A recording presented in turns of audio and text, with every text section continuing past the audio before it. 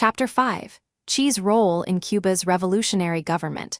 When the 26th of July movement and its allies seized political power in January 1959, they quickly formed a new revolutionary government in Havana. It was led by a coalition of the top leaders of the revolutionary insurrection, Fidel Castro, as well as prominent political figures who had opposed the Batista dictatorship, but had not taken part in the revolutionary armed struggle that overthrew it. This new coalition government suffered a series of strains and internal conflicts almost immediately. Within a short time, Fidel Castro, other key revolutionary leaders, and the more militant supporters of the 26th of July movement gained firm control over both the new government and the post-insurrectionary political situation in the country. The fortress of La Cabaña, which overlooks Old Havana and was occupied under the command of Che Guevara, soon became one of the bastions of the new revolutionary regime, and El Che, almost overnight, became one of the regime's most capable and charismatic leaders. He immediately transformed the La Cabaña fortress into a large training school for the men under his command, and he established a series of small factories in the huge fortress, like those he had created in the Sierra Maestra. March 2008, 92, Che Guevara, he told Aleda and his closest companions that although the insurrectionary war against the Batista dictatorship had ended, the real revolution had just begun, along with a new life for everyone involved. He said their task was to re-establish order out of chaos and organize themselves to accomplish this task. He began to dictate notes to Aleda about the tasks of the rebel army as the vanguard of the revolution, and she assumed the duties of his personal secretary. Che and the revolutionary tribunals during January 1959. The rebel army organized a series of revolutionary tribunals in La Cabaña that were held to publicly prosecute and punish the torturers, thugs, and murderers of the Batista dictatorship. A commission headed by a captain of the rebel army, who had been a lawyer, took responsibility for investigating and prosecuting government officials, members of the armed forces, and police accused by the public of the worst crimes and abuses under the Batista dictatorship. Although Guevara, as the garrison commander of La Cabaña, received some of the appeals and interviewed some of the family members who pleaded for clemency in the case of some of the prisoners, he did not participate in any of the trials or the executions. March 101. Nevertheless, the U.S. government and news media, and later the Cuban exile community in Miami, many of whom were sympathizers or former officials of the Batista dictatorship, accused Guevara of being in charge of the trials and executions, since many of them took place in La Cabaña, Tabo, 344. As time went by, the leaders of the Cuban exile community in Miami conducted a slanderous campaign to smear the popular image of Che by calling him the Butcher of La Cabaña. In response to the U.S. campaign against the revolutionary tribunals, Fidel Castro launched a media counterattack on January 21, 1959, in which he compared the revolutionary tribunals with the famous Nuremberg trials held by the U.S. military at the end of World War II, enjure many to punish top Nazi leaders and officials for the war crimes and crimes against humanity they had committed in Europe. Castro said the nature of the crimes committed by members of the Batista army and police was no different than that of those committed by the Nazis during their reign of terror in Europe, and thus the revolutionary tribunals in Cuba's revolutionary government, 93 Cuba, and execution by firing squad of the torturers and murderers of the Batista regime were a legitimate form of popular justice. Tabo, 344. Television, radio, magazines, and newspapers throughout Cuba were led with accounts of the horrible acts of torture, rape, and murder committed by Batista military and police officials. The discovery of secret graves with the mutilated bodies of young men and women taken prisoner by the Batista authorities, and the testimonials of eyewitnesses to the massacres of peasants carried out by the Batista forces during the offensives against the rebel army in the Sierra Maestra. Page 343. A private national survey carried out at this time in Cuba indicated that over 90% of the respondents supported the trials and the executions, page 343. Che's mother and father visit Cuba on January 18, 1959. Guevara's mother and father arrived from Argentina. He met them at the airport with Aleida and his bodyguard. When his father asked who Aleida was, he told him she was the woman he was going to marry. A few days later, on January 21, Hilda Gadia and Che's 3-year-old daughter, Hildita, arrived and were met by one of their mutual friends from their days together in Mexico City. When Gadia met Che, she said, "Ernesto, with his frankness of always, told me he had another woman that he had met in the battle for Santa Clara."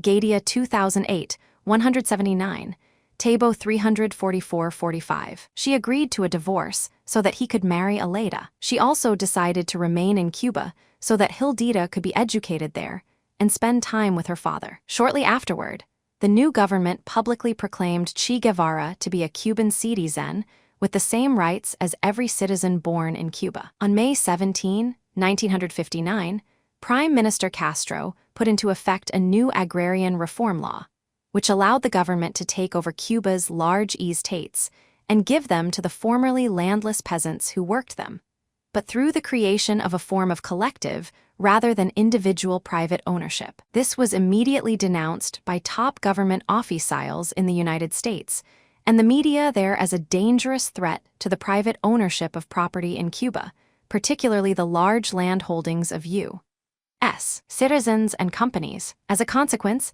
the value of shares in Cuba's U.S. owned sugar companies dropped to an all-time 94 CheGuevara low on the New York Stock Exchange, and relations between the U.S. government and the new Cuban government became quite hostile. Significantly, Che played an important role in the agrarian reform and the Cuban government's seizure of U.S.-owned companies. Che becomes close confidant of Fidel Castro during the first 6 months of the new government. Che became one of Fidel Castro's closest confidants and advisors. On June 2, 1959, he married Aleida March. She continued to serve as his personal secretary, and she accompanied him nearly everywhere he went in Cuba. However, he refused to take her on a 2-month-long international trip he undertook only 2 weeks after their wedding. He told her he could not take her with him because she was now his wife, and it would not be Major Ernesto Che Guevara, age 34, and his bride Aleida stand before the wedding cake following their marriage at a civil ceremony at La Cabana Military Fortress, March 23, 1959. At the extreme left is Major Raul Castro, Commander-in-Chief of the Armed Forces and brother of Prime Minister Fidel Castro. Next to Major Castro stands his wife, Vilma Esping. AP Images, Cuba's revolutionary government, 95, fair to the others, accompanying him on the trip, who were not able to bring their partners with them. On June 12, 1959, Guevara left Cuba for the first time since his arrival 3 years earlier on the Granma. The purpose of the trip was to establish friendly relations between the new government in Cuba and the governments of socialist Yugoslavia, the Arab states in the Middle East, and various countries in Asia. He had suggested this trip to Castro in May because he felt it was important for Cuba to establish close relations with the governments of these countries as soon as possible. Castro agreed with him that it was important to strengthen Cuba's relations with these countries. They both felt that in the event of U.S. military aggression against the new revolutionary regime, the support of these countries would be decisive in gaining a favorable response from the General Assembly of the United Nations. In addition, they both thought close relations with these countries would permit Cuba's leaders to consult and collaborate with some of the most capable and important statesmen in the world at the time. Internationally famous leaders such as Joseph Tito of Yugoslavia, Abdel Nasser of Egypt, Ahmed Ben Bella of Algeria, Jawaharlal Nehru of India, and Mao Zedong of the People's Republic of China. Indeed, during this trip, Guevara met all of these leaders. Castro trusted Che with this important mission and subsequent missions of a similar nature, because he was confident Che would be an effective representative of Cuba's new revolutionary government. Over the next few years, these missions became one of Guevara's most important responsibilities, and they contributed greatly to the survival and international influence of Cuba's revolutionary regime. Guevara returned to Cuba in August 1959. Shortly after his return, Castro presided over a meeting of the new National Institute of Agrarian Reform. Its acronym in Spanish was INRA, and announced that he was appointing Guevara as head of the Department of Industrialization in that organization. As Guevara saw it, the new government's first big battle to transform Cuba's neocolonial economy was the Agrarian Reform Program. This program confiscated the latifundia, big estates, in Cuba in order to give free land to the country's large number of poor peasants, made up of sharecroppers, tenant farmers, squatters, and small-scale sugarcane growers who had previously rented small plots of land. Later, 1961, Che was appointed Minister of Industry. 96, CheGuevara Castro wanted Guevara to lead the effort to persuade the peasantry to increase the country's agricultural production so that it could finance the industrialization of the economy. He believed Guevara was the right person to do this since he had acquired a great deal of experience working closely with the peasantry during the guerrilla war against the Batista dictatorship. Moreover, he had been responsible for the small industries established in the Sierra Maestra by the rebel army that produced soap, boots, landmines, and other basic items needed by its members. Che takes charge of the industrialization of Cuba as head of INRA Department of Industrialization. Guevara became responsible for the increasing number of industries that were taken over by the revolutionary government, including the petroleum, nickel, sugar refining, and tobacco industries. He also was responsible for developing the first plans for the industrialization of the country, with the fundamental goal of creating industrial enterprises that would save the country. Che Guevara as Minister of Industry, Cuba, 1963. Library of Congress, Cuba's revolutionary government. 97, valuable foreign exchange earnings by producing necessary products that previously had to be imported from abroad. According to his wife, Aleida, one of the most emotional moments of this stage was when Che had contact for the first time with the miners and learned the extent of exploitation to which they had been submitted in the years of the neo-colony, during which time their standard of life was exceedingly low in spite of the enormous effort they made. Their nutrition was scarce, and they didn't have any schooling. In her book about their life, she recounts how Che made sure measures were taken to humanize not only their work, but also to dignify these human beings. She said, right from the start, they were given an adequate diet and workers' dining halls and decorous housing. March 2008, 123. At the end of November 1959, Castro appointed Guevara to the important post of President of the Central Bank of Cuba, which placed him in charge of the country's financial affairs. Shortly after Guevara assumed this position, he made a public declaration in which he said Cuba would not give any special guarantees to foreign corporations, and that the country would seek close trade and financial ties with the then existing socialist bloc of countries led by the Soviet Union. Throughout the early 60s, Guevara became second only to Raul Castro in his proximity to Fidel Castro, and was Cuba's unofficial foreign relations minister. Guevara 2001, Roman 14. In addition to his political responsibilities, he wrote what has now become a classic work on revolutionary guerrilla warfare, La Guerra de Guerrillas, Guerrilla Warfare. Guevara 1961, plus books and articles on various other subjects. One of the most famous of these books was Reminiscences of the Cuban Revolutionary War, Guevara 1968. Che's role in shaping revolutionary Cuba's foreign relations. Che played a major role in shaping the new Cuban government's relations with socialist countries, Latin American countries, the United States, and the newly independent nations in Africa, Asia, and the Middle East. He also played a major role in the secret negotiations that took place between the government of the Soviet Union and the Cuban government that allowed the Soviet Union to station nuclear missiles. 98 Che Guevara in Cuba, Anderson 1997. 526-28. This fateful decision led to the infamous Cuban Missile Crisis of October 1962, in which the United States threatened the Soviet Union with nuclear war if it did not remove all its missiles from Cuba. This crisis brought the world closer to a devastating intercontinental nuclear war than any other incident during the 4 decades of the Cold War between the United States and the Soviet Union. Che also played a key role in placing Cuba at the forefront of what became known as the Third World, a loose anti-imperialist coalition of African, Asian, Middle Eastern, and Latin American countries, most of which had been previously conquered and colonized by one or more of the major Western countries. The political leaders of these Third World countries sought to increase their national independence and socio-economic development by steering a middle course between the First World industrial capitalist countries headed by the United States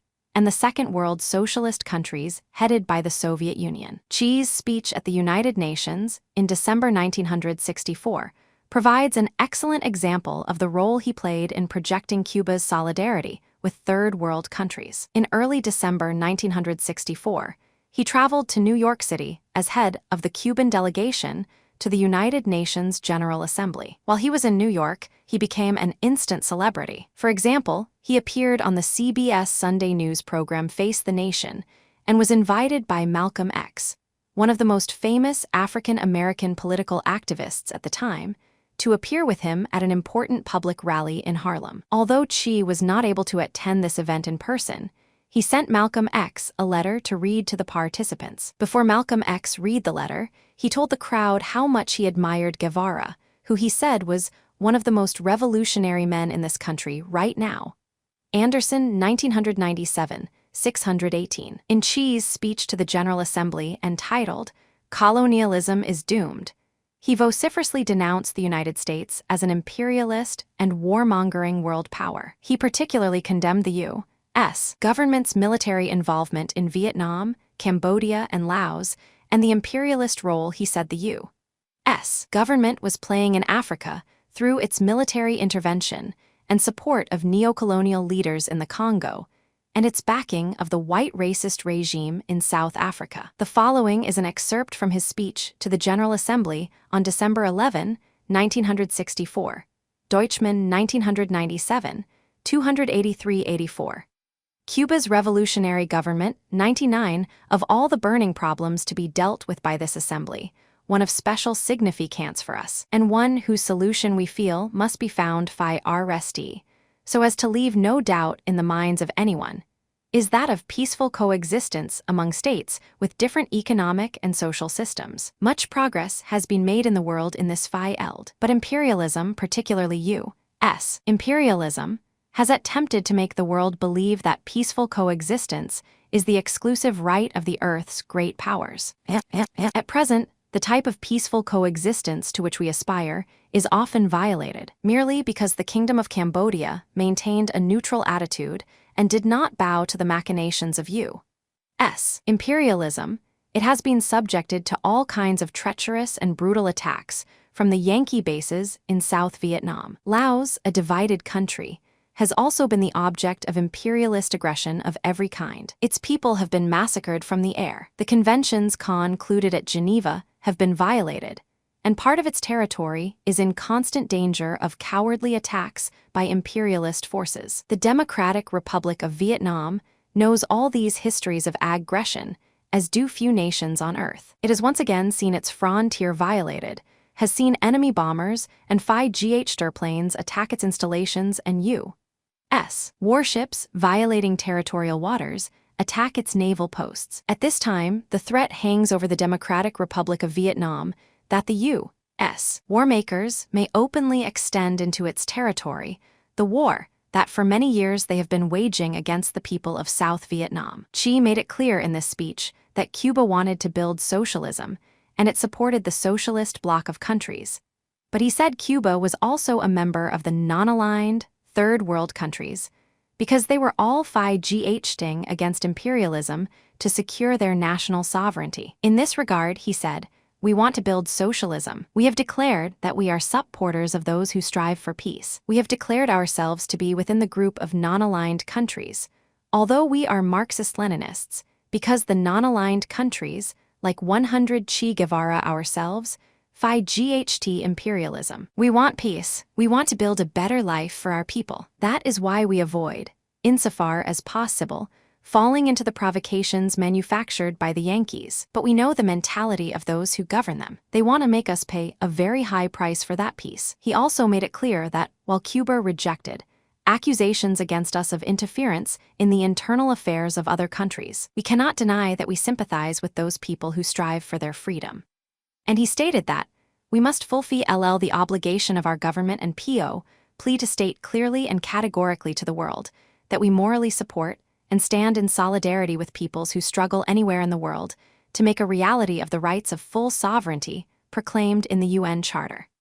To most of those who knew and observed him during the years he served at Castro's side, Che was a model revolutionary leader. He was dedicated to his duties, absolutely convinced of the rightness of his cause, and devoted to Castro. In the opinion of many, he was the most intelligent and persuasive member of Castro's cabinet, but he was also clearly dissatisfied with the routine and bureaucratic aspects of his ministerial responsibilities. On a number of occasions, he told his friends of his desire to return to the revolutionary armed struggle. As time went by, he spoke increasingly of the possibility of leaving his ministerial post and devoting his future efforts to the revolution against imperialism in Latin America and in other parts of the world. Che's personal austerity and disregard for flattery and personal gain presented a sharp contrast to the self-indulgent lifestyles, womanizing, and personal excesses of many of the people around him.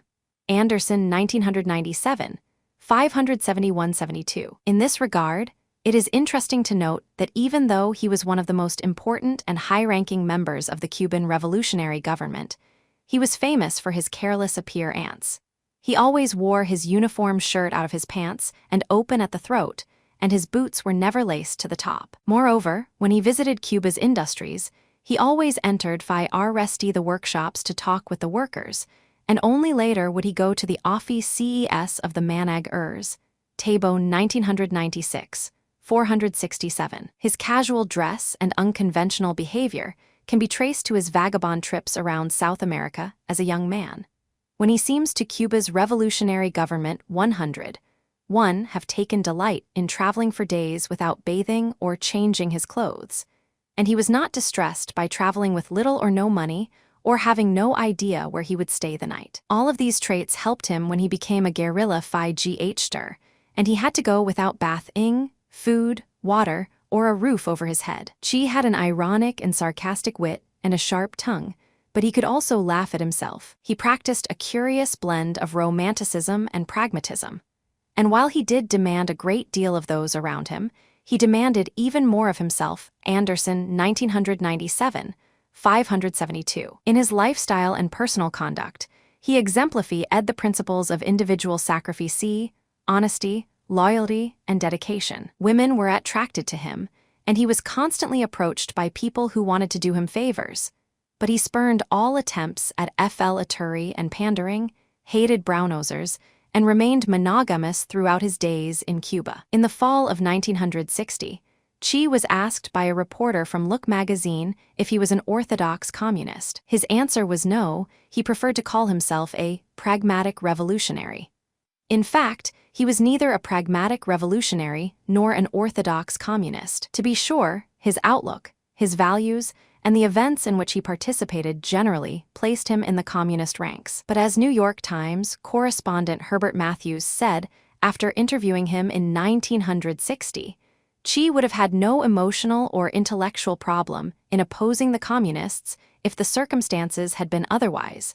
Matthews, 1961. He made common cause with most communists because they were opposed to the same things in contemporary Latin American society he opposed. But Che differed from the more orthodox communists, who tended to rigidly follow the ideological leadership and foreign policy goals of the Soviet Union. He particularly refused to accept their rigid ideological position that the proper conditions for a socialist revolution in Latin America and the rest of the Third World did not yet exist. Che RMLY believed the Cuban Revolution demonstrated that socialist revolutions in the Third World could be launched successfully, and without the direction and control of an orthodox communist party. It was heretical views such as these that earned him the disfavor of the pro-Soviet and orthodox communists. Che's unorthodox political views and his distrust of the Soviet Union made him a prime target of the pro-Soviet communists in Cuba. This 102 CheGuevara group,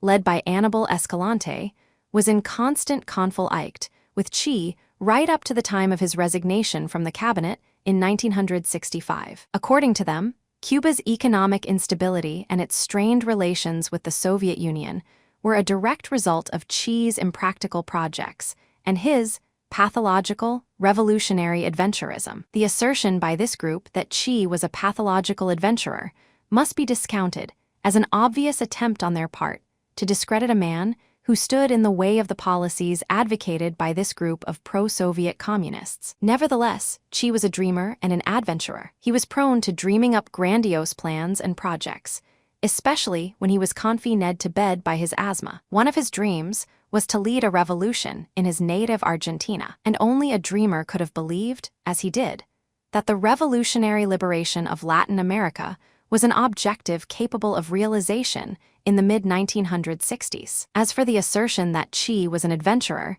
this he admitted himself in his farewell letter to his parents, Jeresi 1968a 412, which he wrote in the spring of 1965, shortly before he departed Cuba on a secret mission to help the rebel forces in the Congo. Ernesto Che Guevara speaks before the United Nations General Assembly in New York, December 11, 1964. He charged the United States with violating Cuba's territory and attacked U.S. actions in the Congo, Vietnam, Cambodia, and Laos. AP Images, Cuba's revolutionary government, 103 Dear Parents.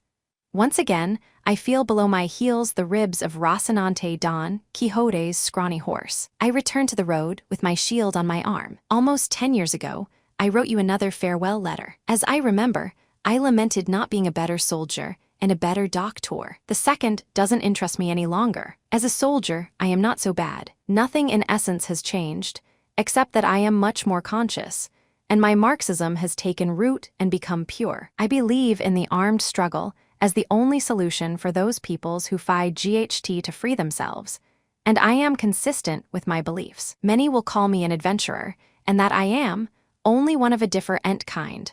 One of those who risks his skin to prove his beliefs. It could be that this may be the end. Not that I look for it, but it is within the logical calculus of probabilities. If it is so, I send you a last embrace. I have loved you very much, only I have not known how to express my love. I am extremely rigid in my actions, and I believe that at times you did not understand me. It was not easy to understand me. On the other hand, I ask only that you believe in me today. Now, a will that I have polished with the delight of an artist will sustain my pair of FL-axid legs and tired lungs. I will do it. Remember from time to time this little condottiere Italian term for the captain of a band of soldiers of fortune of the 20th century. A kiss to Celia, to Roberto, Juan Martin and Partitin, to Beatriz, to everyone. A large embrace from your recalcitrant prodigal son. Ernesto 104, CheGuevara Che, knew full well that his life might well come to a violent end. In addition to his reference to this in his farewell letter to his parents